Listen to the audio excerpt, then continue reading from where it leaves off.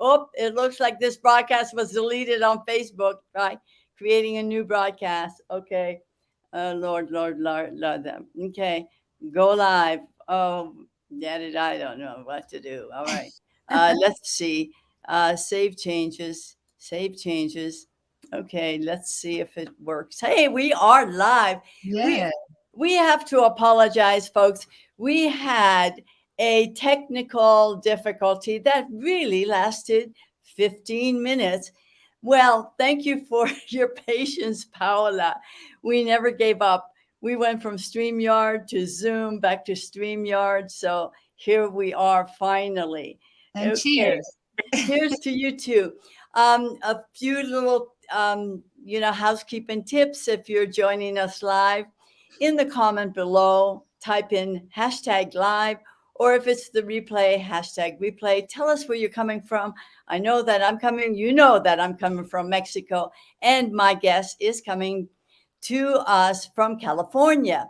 Also, one more thing, StreamYard banner up above. If you click on that, give StreamYard permission to use your name.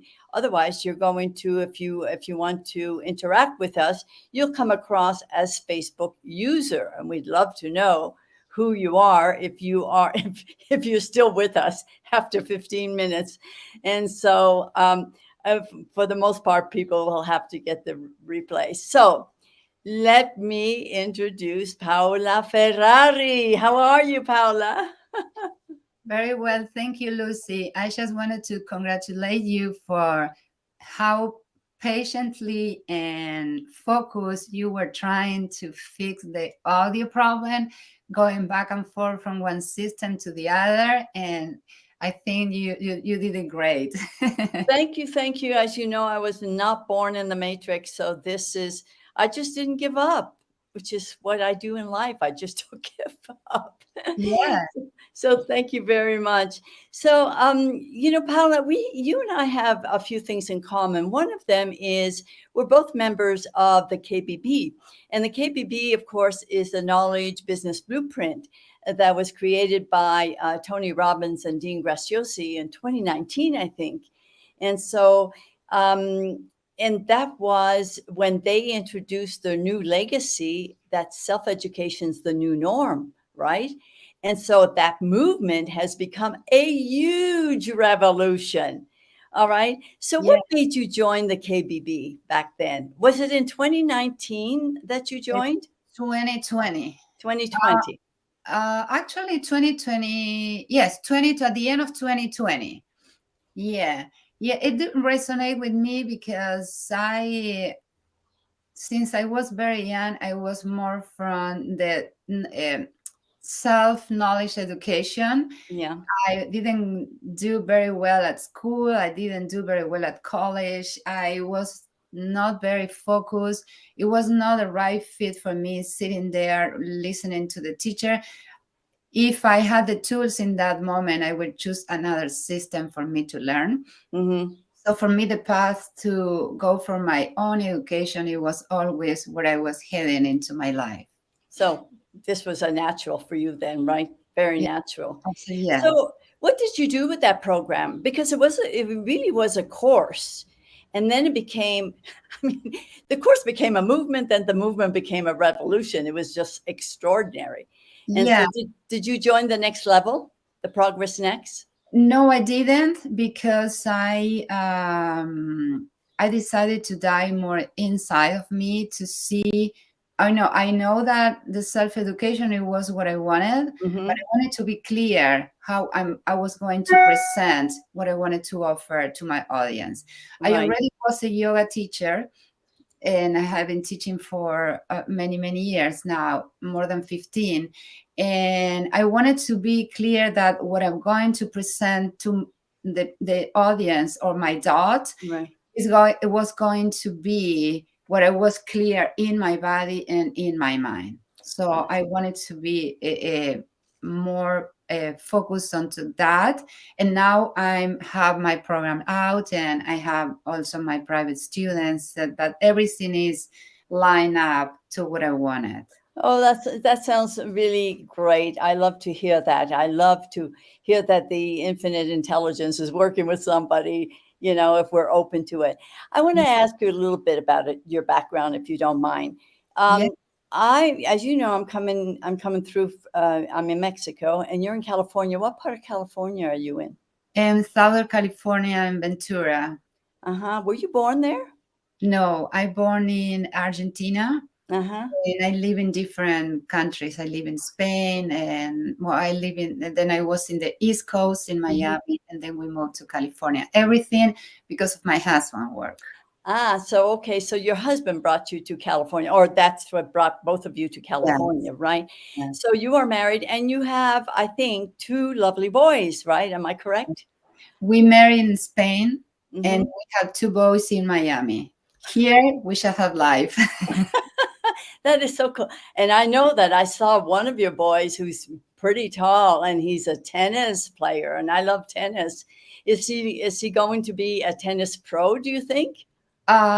He said, "I'm going to play college. I want to have Mhm. an education, and from there, if I'm doing well, I can decide for what is coming next." But he said, "One step at a time." Right. How he's been taught very well. One little bite of the elephant at a time. That's Yeah. good. What about your other son? What is he into? Everybody was tennis player. My husband, my two boys. Hmm. But the little one, who is 13, he decided in during COVID, Yeah. because there was no sport. He was playing basketball outside, Yeah. and he decided to try something new. And actually, he was really got into basketball. So he's not playing tennis at the moment. Maybe when he get into high school, but for now he's trying basketball. So you really are a sporty family. I mean, and I think it was part of your background. Didn't you play hockey or something? Yes, I was a hockey player on field. I played for around 6 years, and yeah, I really like. I was passionate about it. I was a lefty because Hmm. I hit it more to the left, and also I'm a left foot but right hand. So I play hockey, and while playing hockey, my back was hurting so much because I'm tall and the position was not right for me. So yeah, we all are into sport. That's great. That's wonderful. It's sporty family because it keeps you together. You do things together, and so you support one another. That's great. Yes. You said you had a back problem in your sports because you were tall and so because of the bending over, I guess. And so, is this what brought you to yoga? Why yoga? Yeah, it was one of the reason I stepped into my mat the first time, because I wanted to support my sport, Hmm. and also moving. When your body moves in one direction most of the day, Right. and it is necessary that you move the body in the opposite direction so you are balanced. So I decided to. I was invited actually to try a yoga class. At the moment, it was my back because I was overdoing. I was doing more Mhm. than one sport. I was doing volleyball, and I was doing tennis. I wanted to do everything, Everything. but in reality, I was wanting to run away from myself. So well, well, at least you got involved in sports and you were good at it. So, okay, so that's really interesting. You wanted to run away from yourself. Can you tell us a little bit about that? That's being very vulnerable here. And if you don't mind expounding a little bit on that or expanding. yeah, absolutely. Yeah, I was having difficulties in my family, Hmm. marriage of my parents. We were four brothers, two daughters, and four kids, two Uh-huh. boys, girls. I'm the oldest one, and there was too many things going on. My dad was in prison, and there was too many things. All I needed is to get myself active and out of my head. And when I didn't know at that moment, that was the wrong decision, because the more I was moving out of my head, the more I was moving toward not being who I wanted to be. Right. And so that yoga teacher saw that I needed support, or that I needed something else. So she invited me to go to the mat. And it was my safe and peaceful place. I So, found that. how old were you at this point when she invited you? I love the way you say to go to the mat. Yeah, 15. You were 15, so you were still in high school. Yes, I was. Was Yeah. was this a high school teacher that invited you to get into yoga? No, it was somebody that lives in the neighborhood, and Hmm. I knew she was a yoga teacher. I was making questions. And when you make the right question, you get some maybe invitations. I was Absolutely. making questions. Oh, do you think that will be good for me? Because I like to be active. That was always my first Right. thing. I want to be active. I really want to move my body extremely, pushing Hmm. myself to the limitations so I can hurt myself. That was. Wow. Were you aware of this going on with you at the age of 15? So you're reflecting back, and that's how you're Yes. feeling. You Yes. know, you said once, what taught me how to feel my feelings was my yoga practice. What taught me how to feel my feelings was my yoga practice. And it gave you these deep releases, you said, that were liberating. And it became, you said, the difference between admitting how I feel and owning in it. So can you, tell us a little bit about that? Because I Yes. find that fascinating. Yes. The path I choose to practice yoga, it was not only doing a physical practice, it was Mhm. diving into my body to feel sensations and begin to release emotions. Right. So what I'm talking in that paragraph is that at the beginning, I wanted to do a physical practice, Hmm. and I was looking for something. Then, as I was instructed with my mentors, I began to notice that there was something in my body that was talking to me.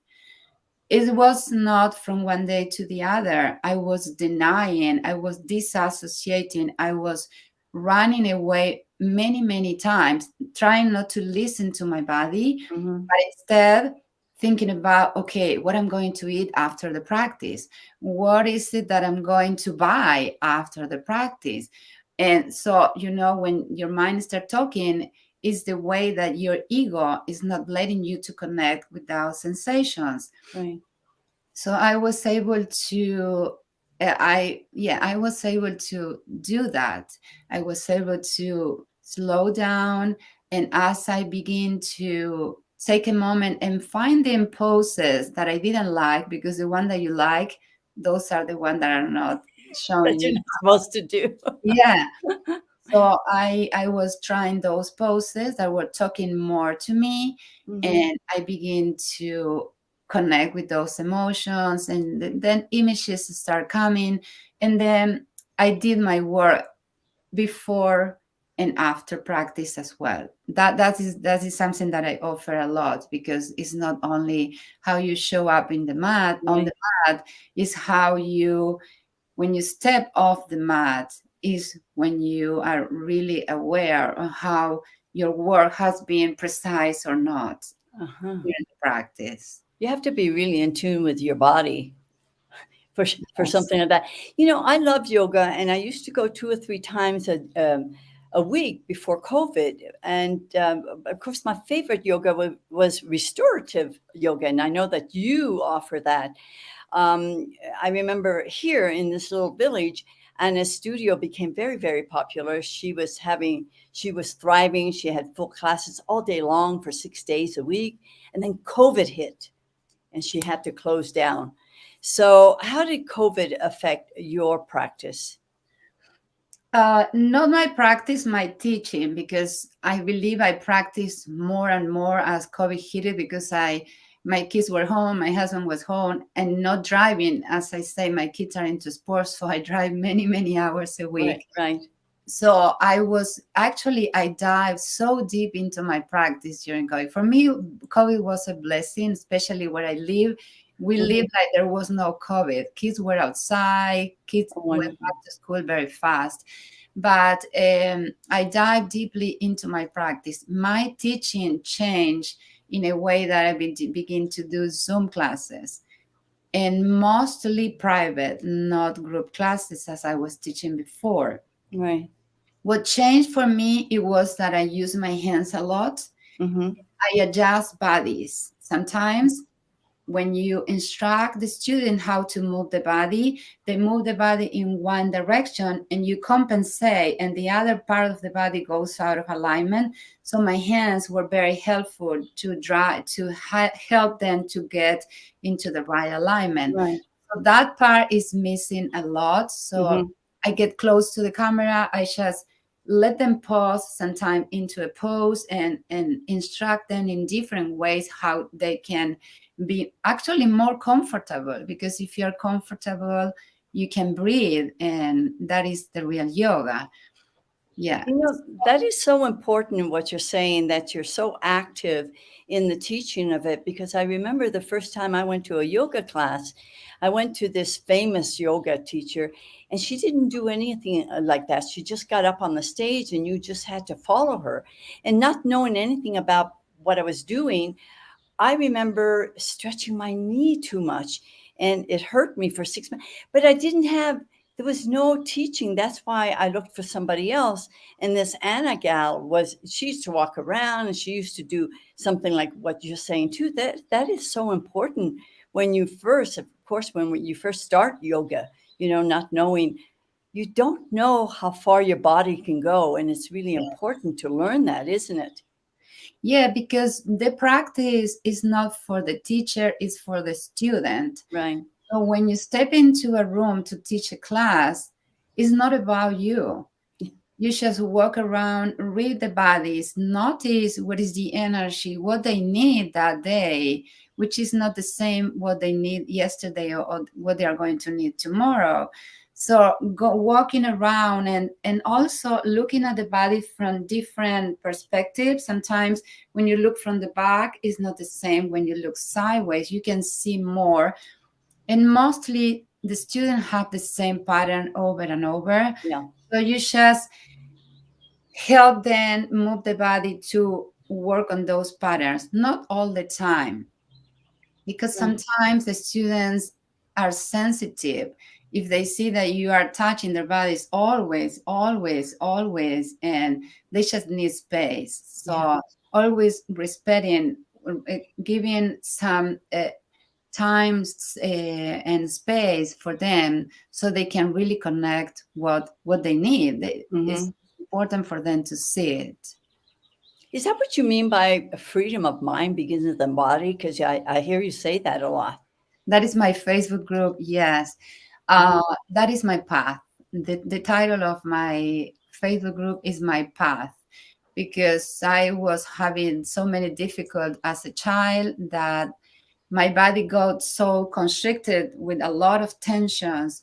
So Mhm. is my mind. So when your body has a lot of tension, is holding so much tension, Right. that your mind is in the same way. So as I was growing into my path, I was knowing more about my body, how to release, because when you stretch the body, you move the energy and you release tension. So as I was working toward that in my body, I begin to have more freedom in my mind. I could see more. I could connect with more people. I am able to see life in a different perspective. Yeah, So, that is freedom of the mind. so when you have a new client, what's the result that you want for that client to achieve that freedom of mind? Then, right? First, I ask the question, what is it that you're looking for in this practice? Mm-hmm. Because if the student is looking only to move the body, I will not talk about emotions at the beginning. That comes later.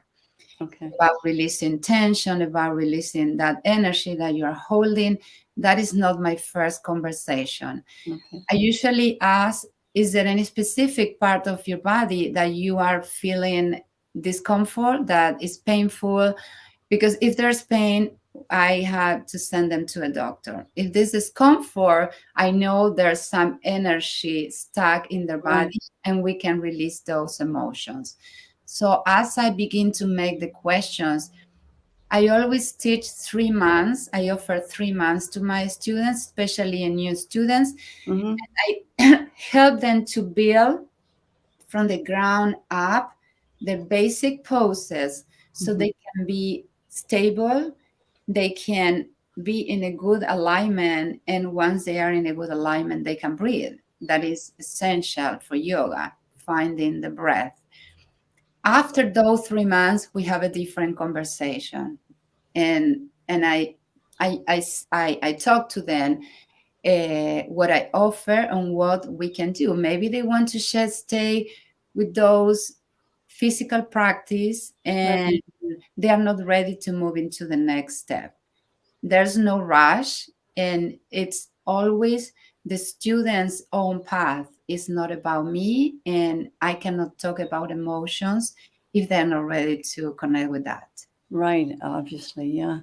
So it's interesting. You say you find your breath, like we breathe. We don't even know. We breathe. I mean, it's so unconscious. And then, but then yoga is all about breathing, right? It's concentration on the breath, right? So that is so important. It is. It is. The breathing is it what because when you are in a pose, you are working a specific part of the body to open. And Mhm. you're looking for openings to release energy, to Yeah. release tension. If we don't breathe into those areas of the body that we feel the sensation, there's no yoga. You are not doing the work that the purpose of the pose is not just placing your arms and your legs in that position. There's much more. There's an internal action and there's an internal movement with the linking of the movement with the breath. Wow. Now, I really got into restorative yoga and I thought, oh, wow, Lucy, you're just lazy. You just like to be on that floor. But, it did so much for me. Um, so the word itself, restorative, it's restoring. Can you talk a little bit about that? Because I know Yes. it's part of your practice. Yeah, I would say that with yoga, what we are looking for is to stop the thinking. Uh-huh. So when we say you arrive into the practice and in being the present moment is Right. you arrive into the now. When Mm, you are into the now, into this present moment is when you begin to work the alignment of the body so you can stop the fluctuation of the mind. So my focus is to give you instructions to be in the pose so you can stop the mind. And once you focus into those instructions, the mind by itself will not be talking to you because you need to be focused on the instructions. right. The restorative is a passive pose. There's no alignment, but we use props. Uh-huh. We use blocks, we use blanket, we use pillows or bolsters. And the invitation when you are doing restorative is to allow yourselves to rest, Hmm. not only the body, but the mind. Right. And you allow yourselves to be supported. So your focus is how you're going to let your body be soft over those blankets, over the bolster or the pillows. I love it. Once you start feeling that, I have that, I feel that I'm there because I do that every single day. I love restorative yoga. Yeah. There's so many types of yoga. How did you know which one you wanted to teach and wanted to practice?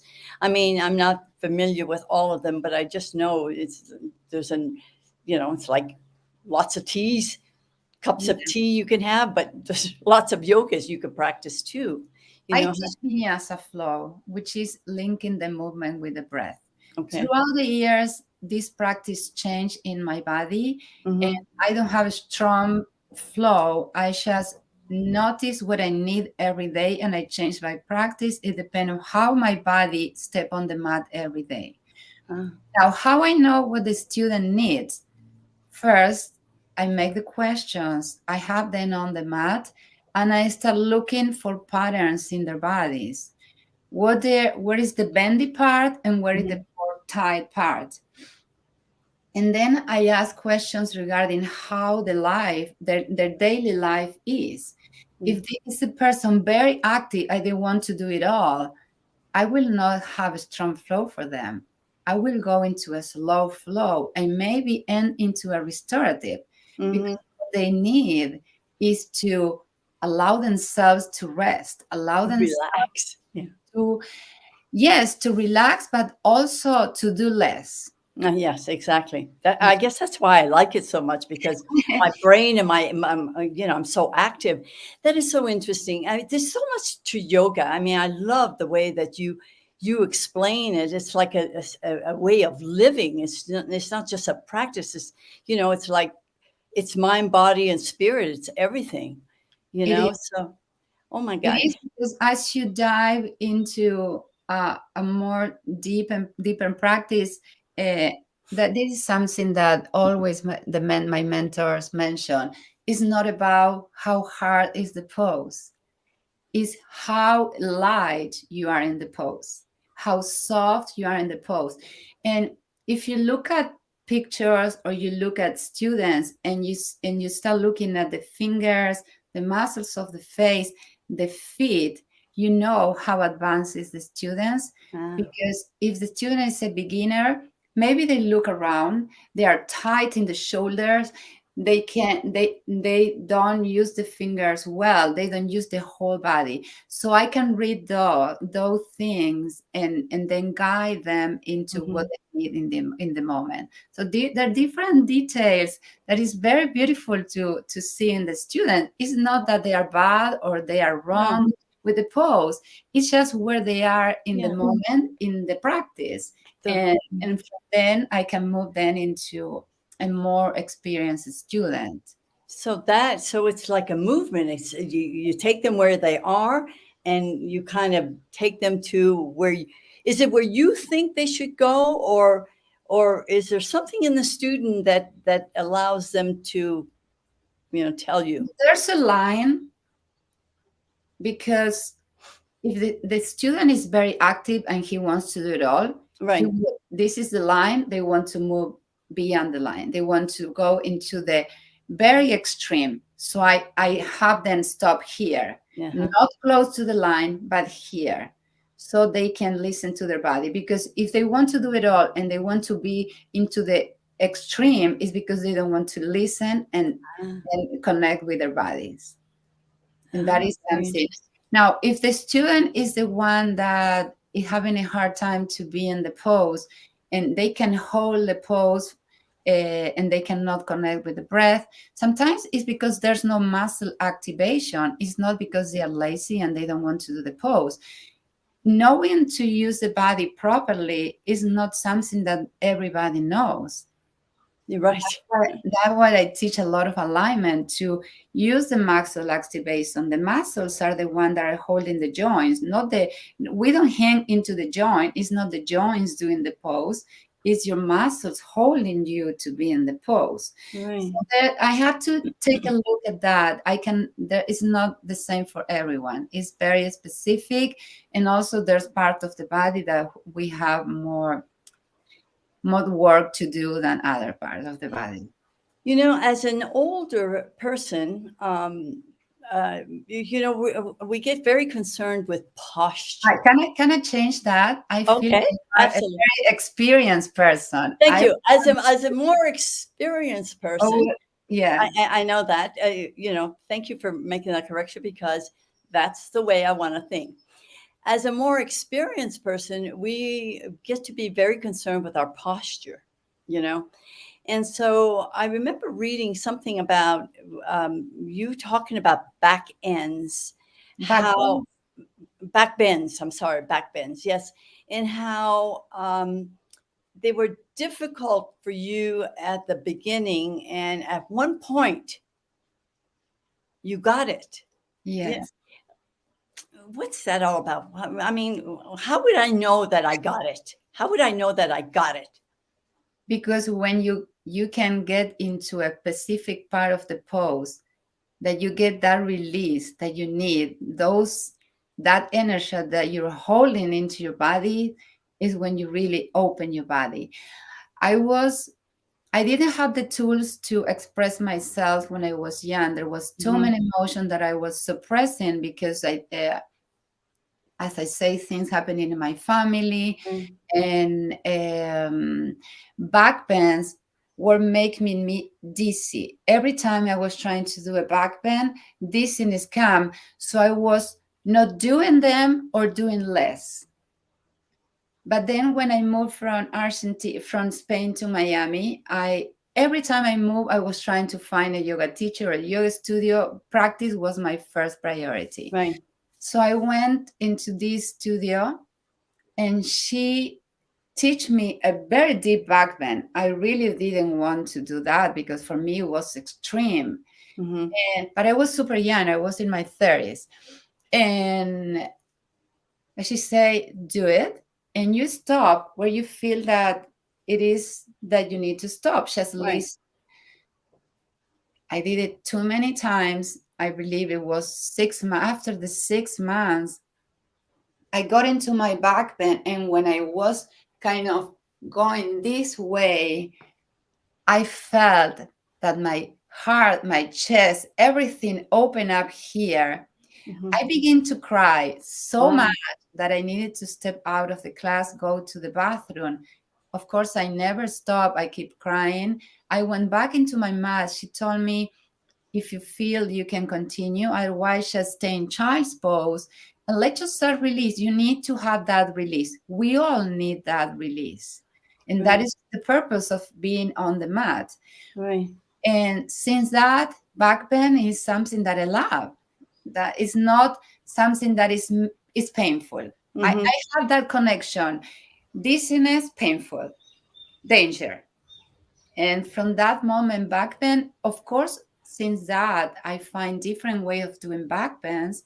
There's different modifications that I can do, but back bend is part of my practice every day. Yes. Well, can you tell me what other kinds of modalities do you use in your practice? I mean, I am I correct to assume you're a Reiki master, or No, you? I'm not a master yet. I'm doing a self treatment to myself, to my family, and my students. Mm-hmm. But I'm not doing yet. I don't do trainings.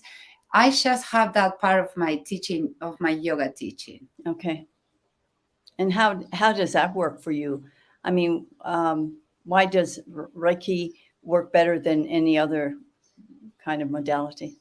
And I don't know if it worked better or not. I just find that using my Reiki, it was a way, because as I expressed before, I love to touch bodies, and I Mm-hmm. wanted to instruct my students with my hands, because with Zoom I cannot do that anymore. Right.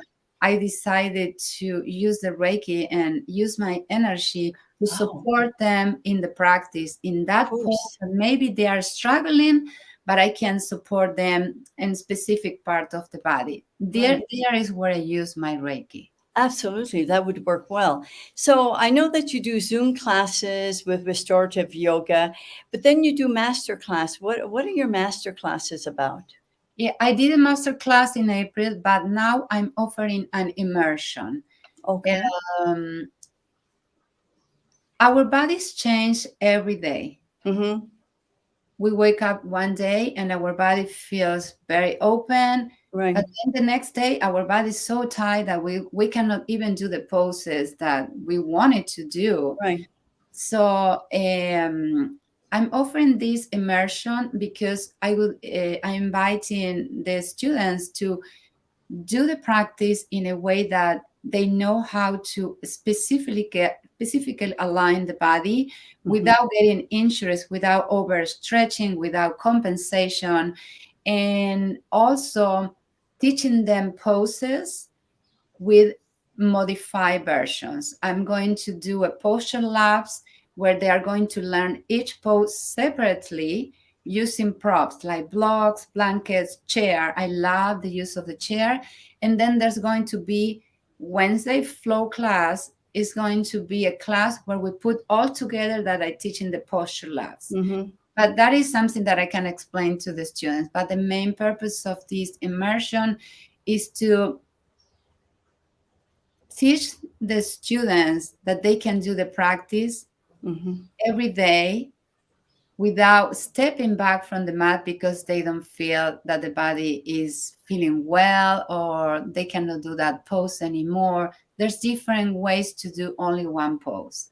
So that is the main purpose of this immersion. Why 7 weeks? Why not 8 or 6? 7. Because we have 7 chakras. Okay. That's what I was. And my purpose is opening those energy centers. Okay. And as I say, I'm looking for energy release, emotion, tension release. And I'm going to build up 1 week, and the poses are going to be specifically for each energy center. I see. That makes sense. So tell me, how are you campaigning for this, for your immersion? Because it's coming up when? It's coming up in May and June, right? When does it really start? It starts in May 11th to June 22nd. Okay. We're going to meet every Wednesday, 11 a.m. Pacific time. Okay. And I have my social media running and my Facebook group. I have also students that I'm inviting, but because I'm going to be oriented to be more like a private teaching to them, is not a big group. I'm taking only 15 students. Oh, that makes sense. After that, I will make another immersion. This immersion is going to build up. We're looking for bodies now, good alignment, and then we're moving into more the emotional part that we were talking about. But that is the path. I'm open. So that's going to be like a stacked offer. Yeah. So you're starting with the 7 3 modules.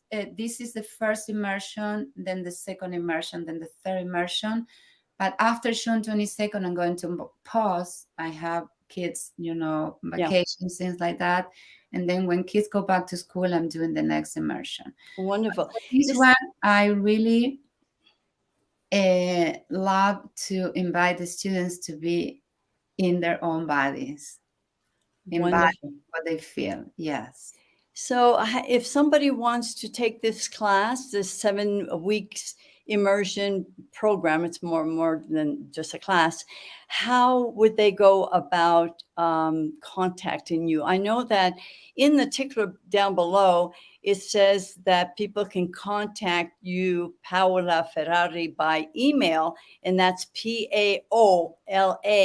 Ferrari is FERRARI yoga@gmail.com, or through Messenger. Is that correct? That is my email, and they can also look for me in my Facebook profile, Paola Ferrari, and there's the information of the training. There's all the details about the immersion, and there's a link that they can click to register. But it's almost full, so as I say, I'm only taking 15 students. I believe that if somebody is want to work with me and have my guidance and support, I really need to look at their bodies, and I cannot do with many students, especially with Zoom. Is Zoom. Absolutely. Totally get it. Okay. Well, folks, if you want to get into the 7 weeks immersion, which starts on May 11th and goes to June 22, do contact Paola by email and or through Messenger. And after this interview, I will put your Gmail in a comment down below so that it's easily had by everybody. So is there anything that I didn't cover, Paula, that you would like to say? Any advice that you might have for students who are really interested in taking yoga and, don't have a clue? Yeah. Most of the students that come to yoga is because they're looking for healing. They're looking to connect with some part of themselves that they are kind of moving away, or they are not aware yet that what it is, but they really want to find that peace to make the whole self. Right. My advice is that it is important that when they come to the practice, to allow themselves to be in the present moment, to be in the now, and not because everybody says it. Yeah. It's because my invitation when they are in the mat, on the mat, is not to judge or create not acceptance for who they were in any specific part of their life, maybe in the childhood, maybe when they were a teenager. Just be in this person that you are with this body without creating attachment to the flat belly and the tight legs that they have when they were in the 20s. Right. Just step here with who you are, because it's going to be more enjoyable. Right. It's going to be a moment that they can create contentment, which is something that we work in yoga. Joy, contentment is not the same as being happy. I can be happy going and put my tight leggings and go and buy new clothing, but contentment is something that is here and you can up through the practice. So that is one of my advice for the students that want to step on the mat. Could be with many teachers. There's different way of teaching as well. Right. Well, Paula, I just want to thank you so much for your time. It's been very instructive for me because, we think of yoga, just getting in there, doing poses, but it's so much more than just that.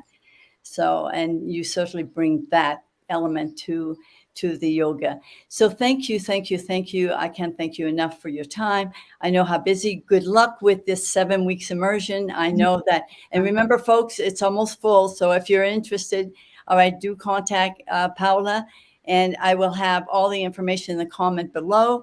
And also, I do want to thank you, audience, for your patience. I'm really sorry that we had some technicalities happening, but that's life. That's what happens. You handled beautifully. Thank you. We just got to go with the flow, right? Yeah.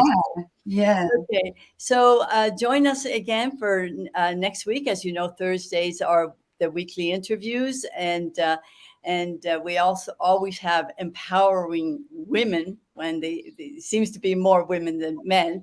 So join us next week again. And so I'll say ciao. Did I say that properly, Paula? I love everything Italian. Ciao to you. Ciao. And then ciao to my audience. And we'll see you next week. Bye for now. Thank you, Lucy. Thank you so much for everyone to listen. Thank you, Paula. Bye. Bye-bye.